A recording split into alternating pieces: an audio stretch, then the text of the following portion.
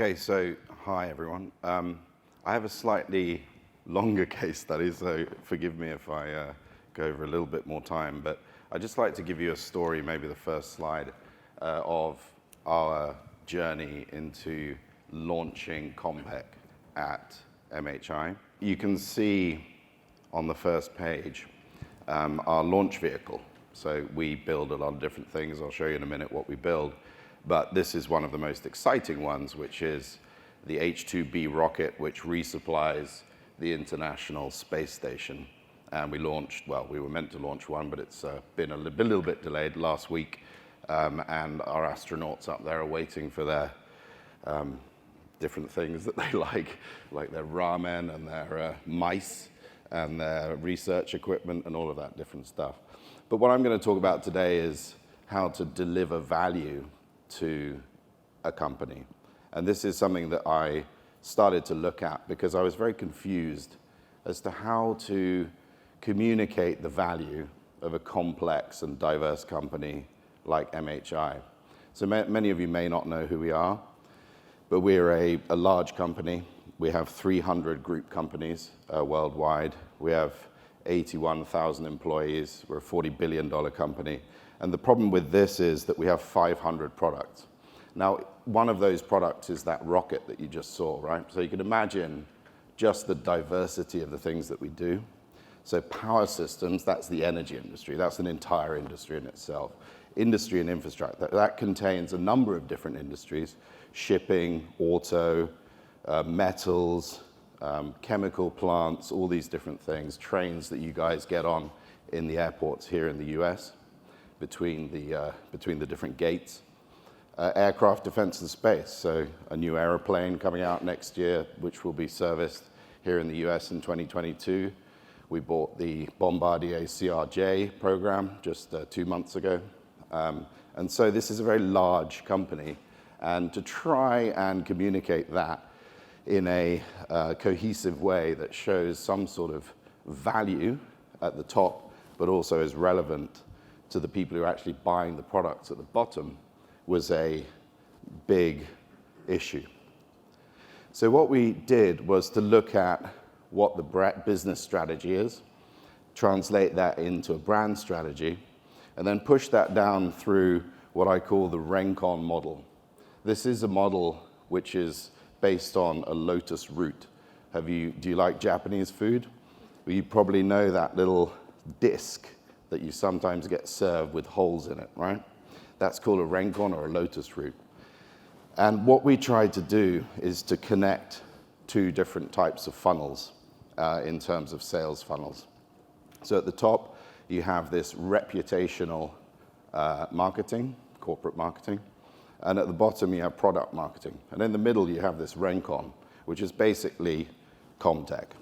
How do you channel people through a journey, if they're interested in the energy transition, for a journey where you're starting to talk about decarbonization, and how do you eventually get them down into a product like a gas turbine or an offshore wind turbine or something like that, which they're actually going to buy in the end, and also increase the reputation of the company along the way. So this is the model that we took. And you can see in the middle there those industry solution things. And that is really where you're talking about big themes. And that's why communicators are really good at this. Because we're talking about things like the energy transition, or urbanization, or the future of aerospace. And marketers don't tend to think in those types of ways. They think more about the product, the RFP, which is great, and that's what they should be doing. But communicators now have a role to play in actually looking at the larger issues, but then connecting it to a product. So you're building both the reputation and revenue at the same time. So if that looks in terms of an actual platform, what you're really doing is getting more and more sophisticated as you're going down this funnel. You're starting with, this is PR, right? This is communications, earned media coverage, display ads. Then you're going into SEM, SEO, paid organic social media partnerships, native ads. You're starting to capture people's interest. And then you're going down into blogs. We have our own called Spectra, which is a online media please go to Spectra and check it out. And then you're going further down into the website, for example, into mhi.com, or into a landing page which is actually set up on HubSpot for you to enter your information to download a very valuable report or white paper on, for example, I'll show you later, but the future of hydrogen or the future of oil and gas. And then once you're getting down to the bottom, you're actually showing the nurturing and remarketing. And we're definitely not finished with this. We've just started. So right now, what we're trying to develop is the actual nurturing and remarketing of the audiences based on their particular interests. So why CommTech, not MarTech? And really very simple thing to say. I was talking to Mike Wing yesterday, and I think we've kind of understood it now. CommTech is starting further up the road. You're starting much further up the road. You're talking about the energy transition, or you're talking about urbanization, you're talking about health, something which is a very large issue, which is much further up the conversation than a usual marketer would start. They would usually already know who the customer is. They would talk to that customer about a specific solution. But what we're saying is that the customer is also interested in talking about thought leadership, which is a communications issue. And then you're moving through marketing, and depending on whether this is actually sales related or not, I'll give you a couple of case studies which aren't sales related, you're moving into sales. So that's why it's CommTech. MarTech also exists at the same time, they coexist. It's not a replacement. So why thought leadership is important is because this study, which was done this year by Edelman and LinkedIn, purely to B2B companies, showing the impact of thought leadership. So 61% of high-value decision makers, those are director level or above, are more willing to pay a premium to work with an organization that has articulated a clear vision versus one that does not publish thought leadership. 58% thought leadership directly led decision makers to award business to an organization. 58%. So if you're basically ignoring the upstream message and going straight into the marketing, you're ignoring a huge percentage of high-level decision makers who want to hear from us. And with micro-targeting, you can now have very small audiences who are very targeted, and you know exactly who you want to talk to, and you can deliver this content directly to them. Also, the most interesting thing on this is the same study, but you can see here what decision makers think, what sellers think, and what producers think. The last one over on the left or the right, whichever way you're looking at it, 59%, 29%, and 27% cross-sell led to purchase of a new product or service. For a company like us, cross-selling is the holy grail. If you can get someone to buy a plane and then realize that they need to put the different parts in different parts of a warehouse and buy a forklift truck and also buy the entire logistics system from us, then you've got a great business and you've got organic growth. So cross-selling is a perfect way of doing that. So I'll now give you a few case studies. I know I'm running short on time, so I'll just quickly go through these. This one is a reputation issue. We have a plane which is delayed, as all new planes are. It's the first time a non-US or European company has made a globally available plane, and it's called the Space Jet, was at this point called the Mitsubishi Regional Jet.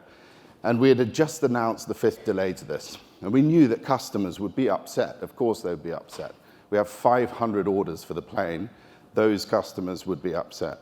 So what we did was directly targeted those people. So you can see there's really only about 500 people that we wanted to talk to. We reached 96% of those people with a message saying, it's coming, it's coming. We did that through sponsored content, sponsored email, email marketing, account-based IP, targeted display ads, those types of CommTech systems that drove into a digital hub with the content, which was not buy the plane, it was we're making progress, trust us, and that's a communications message. In the industry vertical, obviously oil and gas is one of our largest businesses.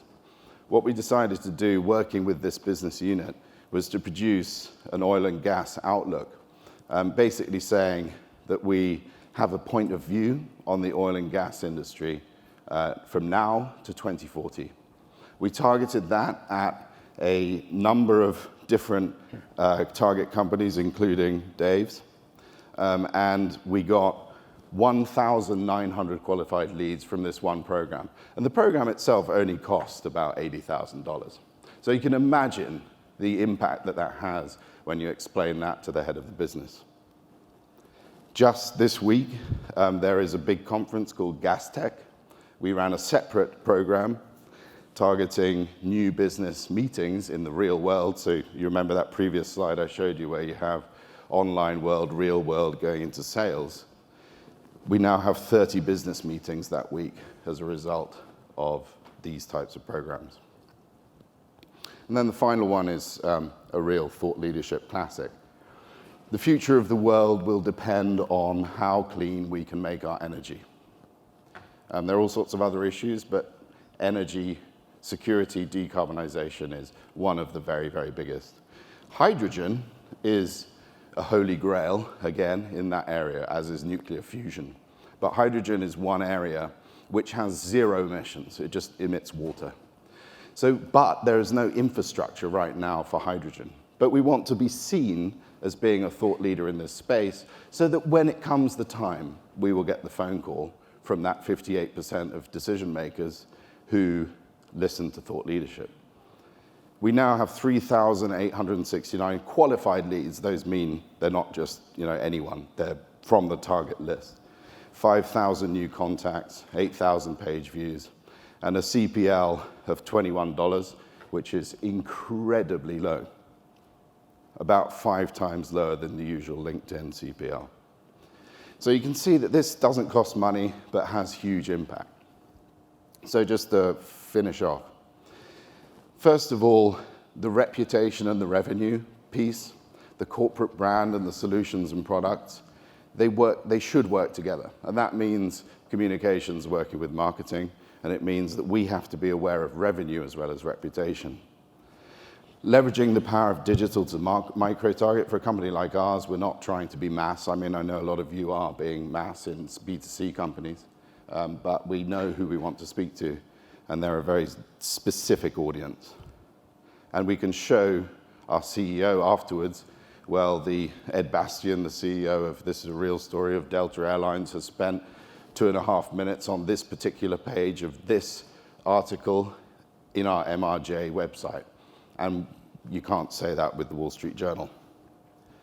You provide value to your audience. So that's valuable, quality, relevant content. It's worth mentioning, if you do this badly, also, it's a massive risk.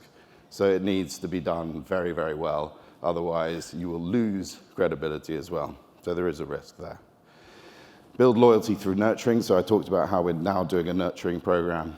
But how do you actually then make those people believers in your company? And that's really the most difficult part that we're now looking at as a whole. Be where your customers are. So there are lots of embassies on the internet. Where do your customers actually sit? There's no point in going through Wired magazine if you're trying to sell candy.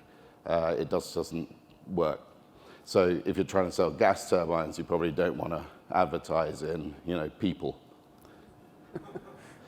And then lastly, and this is the most important thing, digital marketing gives CCOs a seat at the table. I wrote this before CommTech was even a thing, so forgive me, but CommTech gives CCOs a seat at the table.